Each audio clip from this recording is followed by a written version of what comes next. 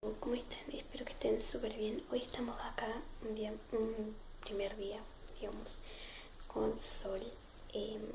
Me presento, yo soy Sol Galeano, soy de Luján, Buenos Aires.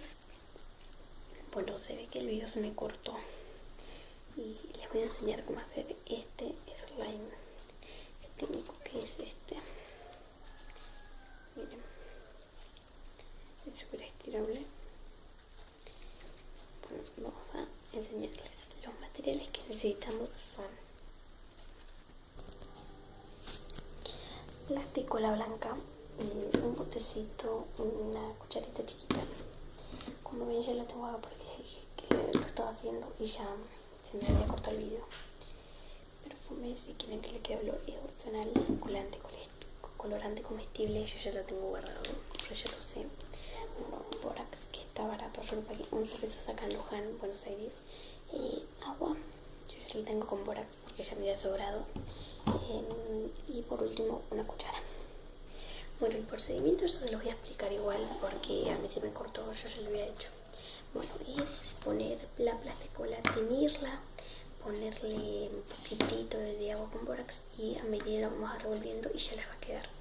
Bueno, yo cuando lo estoy revolviendo ya hacia acá, a mí ya me está quedando durito, miren. No le pongan mucha agua con borax porque les va a quedar súper duro y no se va a estirar. Bueno, y una vez esto lo vamos a tener bien con borax. Una vez que ya no se pueda tener más, revolver con la cuchara que esté súper duro, lo van a agarrar con las manos y lo van a moldear hasta que les quede así como este, miren. Y tocó la peor parte, que se agarraron con las manos, miren. Bueno, ahora le amasamos bien y le vamos agregando borax y agarramos todo el botecito y ya nos queda. Y ahora les voy a mostrar el resultado. Bueno, después de amasar tanto tiempo, acá tenemos nuestro slime, ya termina esto.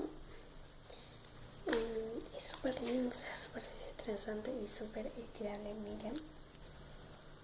Tenemos el slime que hicimos primero. Bueno, y acá tenemos el slime que hacemos ahora.